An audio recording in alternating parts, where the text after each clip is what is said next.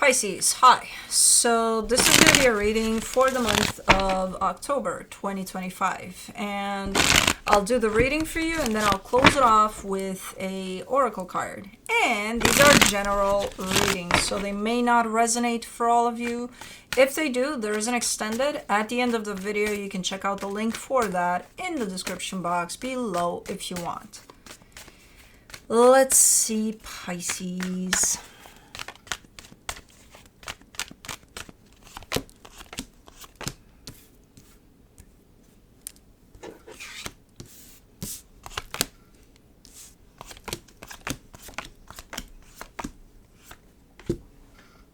Bubba, what you doing?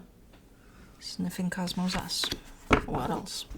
Anyways, the overall energy for the reading, the King of Cups. I feel like that's your energy. Okay. I feel like this energy is calling out to you, though. I don't know if you're in it. I feel like it's trying to reach you. And it's an energy of, you know, kind of grabbing you to stay in the present moment with whatever happens here, to just be present, no matter how shaky it may be. Starting off the reading, you get the Knight of Wands crossed by the Nine of Wands.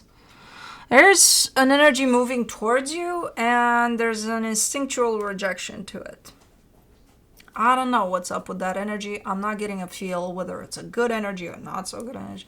I kind of see it as neutral at this moment in time, so we'll see when we clarify. But in your focus, the Eight of Wands, you're focused on an energy exchange of some sort that is or feels good to you. In the recent past, the Five of Swords, deception is showing up there. In your strength, the Magician, you're definitely manifesting something.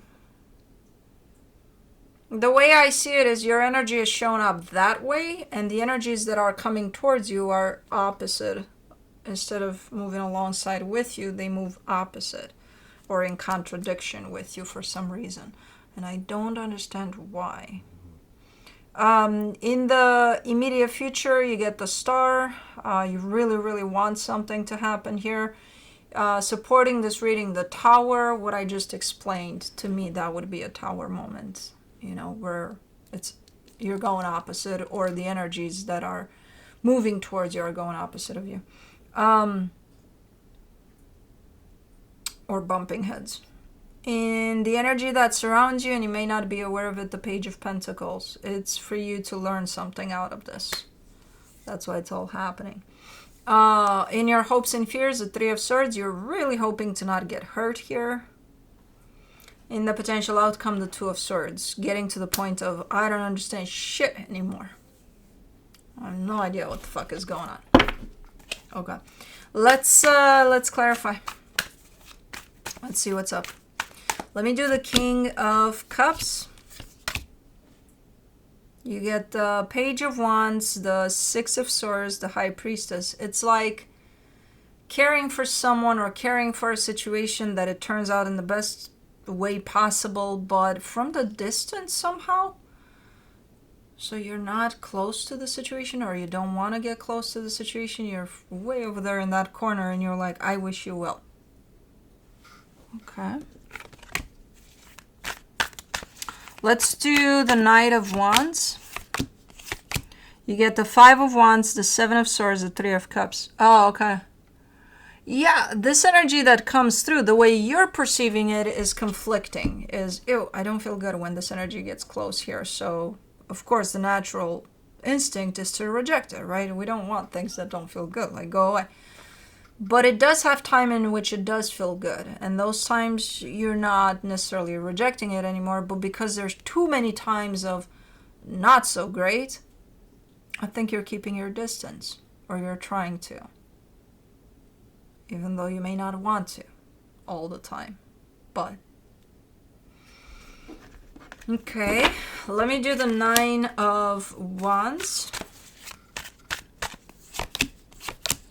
The Ace of Pentacles, the Sun, the Temperance card. Yeah, I think at this point it doesn't matter. As long as this energy is going to present itself with just a tiny little bit of conflict, you're not going to open up to it. If it shows up healthy consistently, then you might drop your guard there. Until then, your guard is up. Nope. Either it's shown up healthy and right, or I'm not going to show up for it at all. For the Eight of Wands in your focus, you get the Moon, the Three of Swords, the Knight of Swords. See, you are open to an energy exchange here, but not fully open because you're scared of getting hurt. Well, what are we going to do about that fear then? Are we just going to let it be there? Let it dictate the way we show up? Or are we going to start addressing that fear? Because if we don't address it, we'll keep on showing up with, I'll get hurt, so I won't open up to this. And then you won't open up to this, and you will eventually get hurt because that's the story you're creating. So, either way, you lose if you don't start addressing that fear and start changing the story once the fear is transmuted or worked with. That fear is always going to be there. It's a matter of how you address it or how you work through it or with it alongside you. You know? Are you going to let it take over and dictate your reality, or are you going to start looking into it and then create your own reality with that fear right there by your side? But being like, you're here? Okay, we're doing this. Because otherwise, even there in your hopes and fears, it's shown up. You're scared of getting hurt, which doesn't allow you to fully open up to a situation. Then how do you think that situation is going to turn out if you don't fully open to it? Well, I don't know, but, at least I don't get hurt. You're getting hurt by doing this, by not allowing yourself to fully open to an experience that you're here to experience. For the Five of Swords in the recent past, you get the Lovers, the Three of Pentacles, the Nine of Wands. Ooh, there's so much deception here around the partnership. That's not even funny. So there's a partnership that shows up and it's super strong. And then it shows up as not that strong. It's not that important. It's just, we're just doing something here. Whatever. Bullshit. Let me guess. The fear was there. Well, I don't want to get hurt, so why give it credit? Okay. It's definitely progress here because that fear over there is definitely bigger than what I see going on here. But it's still here. It's still here. It still dictates your reality. For the Magician in your strength, you get the World card, the Page of Swords, the Knight of Pentacles. You're completing something. There's a cycle being completed there. I don't know what it is, but I feel like that's where your focus is at this moment in time. And it feels like you've been at this for a minute, completing whatever this is. And it feels like the pace is picking up in this process of completion. I don't know what the fuck that means. You feel like you're seeing more progress in terms of this is almost done, or I don't know. For the Star in the immediate future, you get the King of Pentacles, the Queen of Swords, the Fool. You're seeing a nice opportunity here that your energy is definitely opening up to. I think it's partnering up with another energy, which doesn't have to be a person. I don't think it's a person, actually. Could be a new job. Could be a project. Could be, I don't know what it is. But it's like, it's looking good. It's looking steady. It's looking stable. It's looking like something I could go with, so here I go. I don't know if you're going. Your energy is going. You? I don't know. Is the fear going to show up? I'm telling you, don't open up to this. I don't know. Because that fear is going to show up tied up to pretty much anything you experience. Not only people, not only, somebody's going to hurt me. It could be something's going to hurt me. For the Tower and the supportive energies, you get the Emperor, the Ten of Pentacles, the Ace of Wands. You're not going in that corner. Nope. We're not going in that corner. I let Juno go in that corner and she made Aquarius life hell. No. Go find your own corner. Not there. And that's my corner. Well, just because you're a water sign, you think you belong in that corner? No. Okay. The Emperor, the Ten of Pentacles, the Ace of Wands.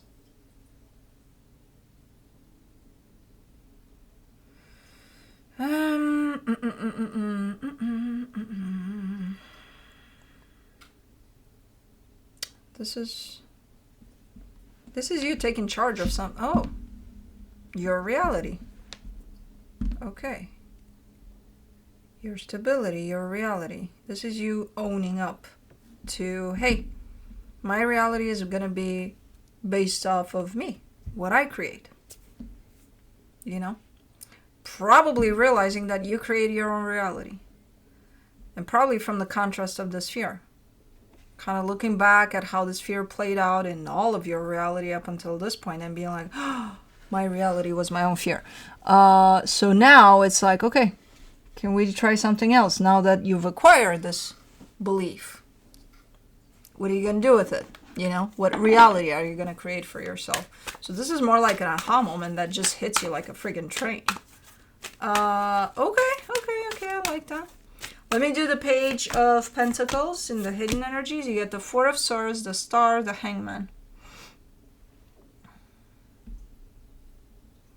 You're also learning a lot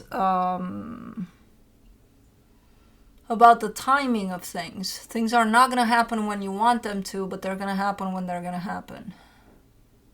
You got a lot of lessons learning through whatever it is you're dealing with here, and you are learning those things. They're not just passing by and it's like, oh, I don't know, I didn't see shit. No. You got quite the big lessons here through this one. Let me do the Three of Swords in your hopes and fears. You get the Knight of Cups, the Nine of Pentacles, the Ten of Swords. Yeah, it's going to be up to you how you deal with that fear. You know, but just understanding that it creates your reality if you let it, that fear. Just understanding that's a big one here. And I think you're wrapping that up. I think you're starting to get it. Starting to understand that no matter your intentions, no matter if your heart is in a good place, no matter, that fear is always going to take over if you let it. You know? So, make friends with your fear. Don't let it take charge. So, as I said, it's always going to be there. It's a matter of what are you going to do with it then? Two of Swords in the potential outcome. You get the Three of Wands, the Two of Swords, the Five of Pentacles. Ooh, it's starting to creep in. You have to wait for something over there. And the more time you have to wait for that something, you kind of allow yourself to fall into the prison of your mind, which is kind of complicating the shit out of the situation. And then that leaves room for that fear to return. So even if you've had these aha moments, that doesn't mean that your life changes the next day just like that. Because, oh my God, now I know. No. You still got to remember what you're learning through this. You still gotta, you know, there's so many aspects to this experience. First, the aha moments you're getting, then implementing what you've learned throughout your life, and that's a good start there. When you get stuck up here with all sorts of stories going through your head about what could happen, first of all, bring yourself back into your heart, which is this energy that's calling out to you, like come back to your heart. That'll bring you in the present moment. In the present moment, there is no time. There is no future. There is no past. There's just now. Once you're there, there is no fear because you're not up here. When you're up here, that leaves room for fear to come in and take over. So when you're in your heart in the present moment, there is no fear. No fear that you're feeling. As I said, fear is always there. You can choose to let it be there peacefully or let it take over. So I see you kind of losing it there because you get up here too much.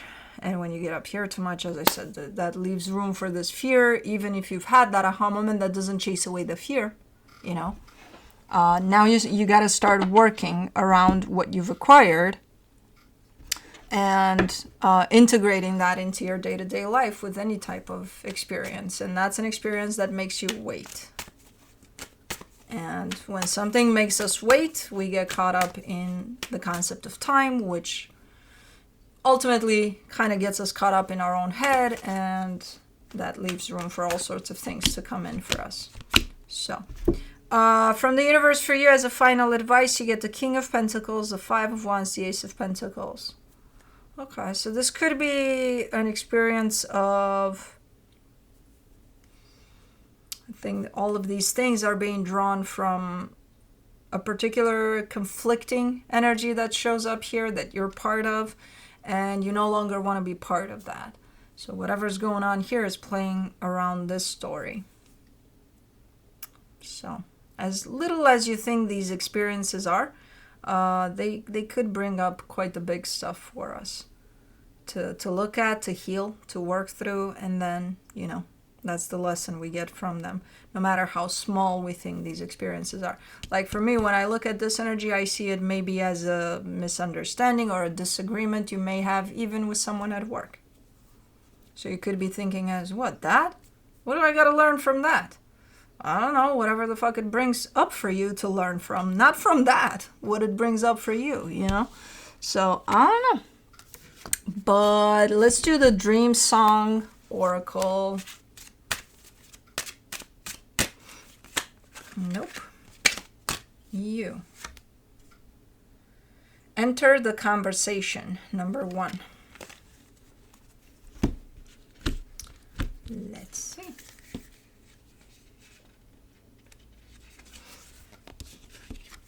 The universe is in an ongoing conversation between source and matter. You are part of the conversation, being an extension of source and an embodiment of matter.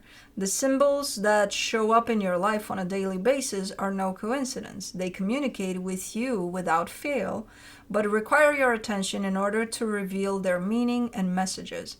Now is the time to pay attention. It's not your imagination. The lyrics on the radio really are communing with you. As is the wild animal that crosses your path, the unexpected visitor, the overheard conversation in an elevator, even the way the air smells after a summer rainfall, reminding you of a long time ago. The entirety of the universe conspires to delight you in conversation and engagement. You'll find your answers there. Slow down, pay attention, look, listen, enter the conversation. That's a good way of bringing you back into the present moment. But that's what I have for you. Hope this helped, and I'll see you next time.